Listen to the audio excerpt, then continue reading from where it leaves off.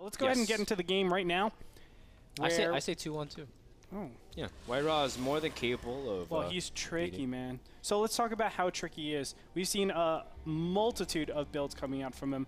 What's so important with WhiteRaw, in my opinion, is the fact that he uses warp prisms when people don't normally use them. And what do I mean by that? Normally, you know, things stabilize. Protoss gets their base, Zerg gets their base, and you just split half map, and then people start using warp prisms. It shouldn't be like that. I think warp prisms should be used all around, always, because it's just a great way to stop your opponent from really getting any sort of momentum with their economy. And definitely Zerg is a race where they like to really gain their economy before actually making a lot of units.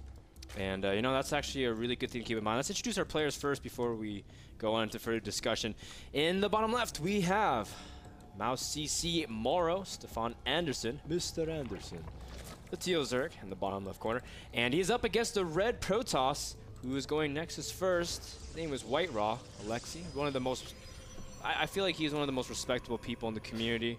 Not just for his good manners, but because he's, you know, he has a wife and he's very responsible, really cool to every person he meets. And you've met WhiteRaw multiple times. Oh yeah. And you know what's not matter though? This pylon that's faking MorroW out. Of course, there is no forge on the map just yet. Just beginning here for WhiteRaw.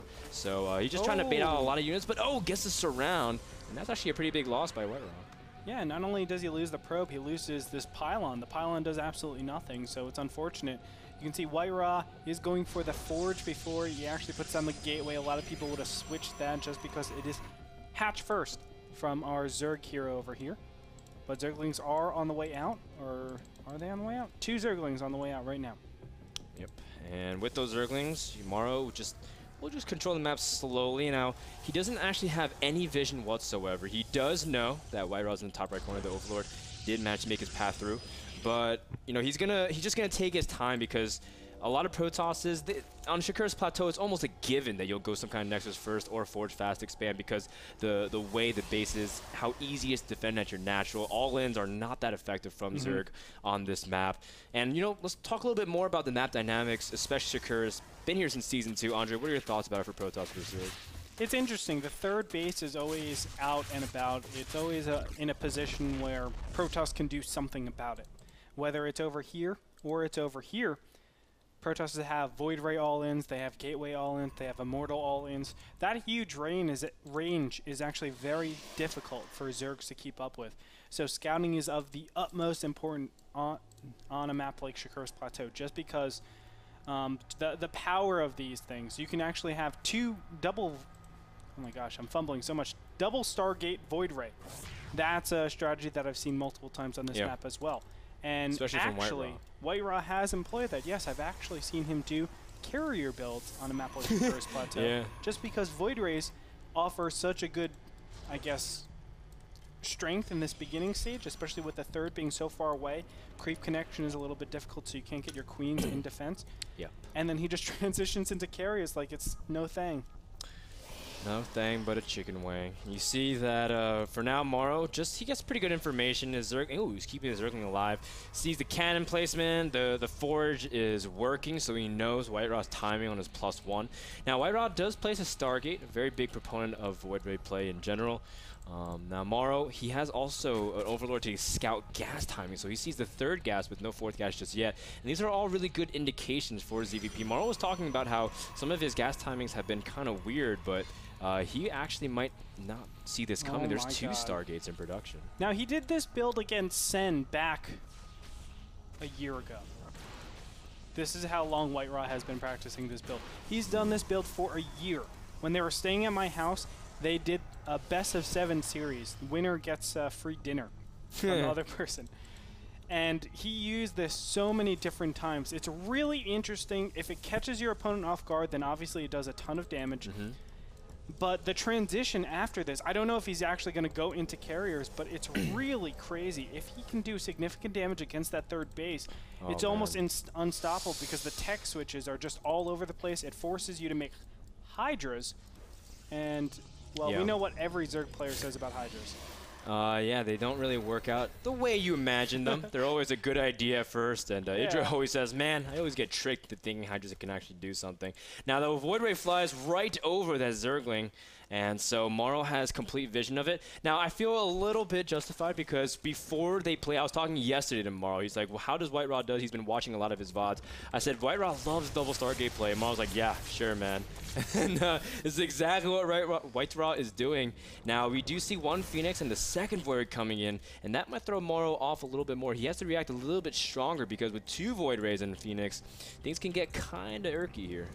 And not only that, what's inevitable is this gateway push. You can see 5 gateways in construction. That puts them up to a total of 6 gateways. That's such a powerful continuation to this. So you're preparing this whole time against Void Rays and you know, not Sentries, and Phoenixes. Yeah. And all of a sudden, a huge army just comes crashing in. You could be very unprepared if you don't start or producing units in time. So we'll see if MorroW can actually read this correct, because it'll be catastrophic if he just over drones and is forced into a really crummy position. Well, what's interesting is because White Raw is spending so much time on his air units, but in the end, you know he wants to transition back to gateway units. He's got a couple of gateways finishing up, and he did get that +1 pretty early on. And so White Raw's going to follow up with some 2-base aggression of some sort. MorroW starting his Hydralisk Den finally, trying to see if he can pull it off the Queen. It is also going to get picked off. Now MorroW, if his natural becomes exposed for too long, he could be in a very tight situation. But his Queen is also trying to work on the Void Ray and the Spore Crawler, trying to see if he can pick off the other Void Ray, and it's very, very close. And White Raw is playing with fire here, but he's been doing a pretty good job thus far. See, that's the thing. I don't think White Raw is actually doing enough damage, because the sheer amount of Harvesters that have been out on the field is just so much more than his opponents. Now, you can see Zerglings and Hydras are inbound right now. He is getting upgrades. White Raw has the +1 attack. But is it enough at this point? These Void Rays are pretty badly damaged. Was the 2 Stargate opening that worth it? Now he is, he's expanding directly after this. I would think it's continued pressure. No. Or following up, because did he catch any sight of the Hydras? Yeah, I think he did catch them. And, I mean, he got what he wanted. I mean, every Protoss would dream of the day Zerg overinvests in those Hydralisks. And so White Raw, I mean, normally a Protoss would prepare the Robo way earlier and then have the Colossus come out. That way, the Roaches and Hydras are ineffective, especially on a map like Jakur's Plateau. And White Raw changing up by getting a fast third. And you can see he's got a lot of resources banked up because he was supposed to gear for a huge push, but instead, he's opting to go for the economic route. I think he was thinking that, okay, I don't have a competent army right now. I don't have an army that can actually deal with any push, so let's develop that before I actually switch over to my Robotech. Where I think he should have taken a little bit of a risk, just said, okay, well, if I play that way, I'll be behind economically. Let me go ahead, just get my Robo off 2 base and get my Colossus out ASAP, and know that my opponent has a lot of supply just committed to this Roach Hydra, or just straight up Hydra, and then I can just get a composition upgrade after that.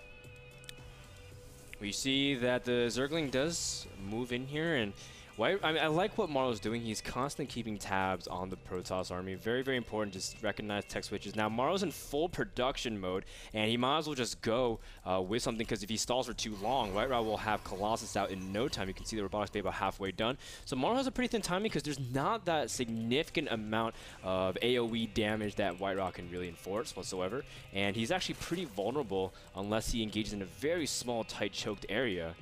And his upgrades aren't actually even that sharp either. Normally they get Twilight Council, get Blink, and +2. And White Raw is actually getting an armor upgrade as well. Very unconventional. Yeah, I'm interested. I think he doesn't have a Twilight Council, that's why. No, yeah, he doesn't. So he's been floating so much gas. And I've just been very curious what we see. MorroW trying to move in here. The Immortal way out of position. What happened there, Andre? I have no clue.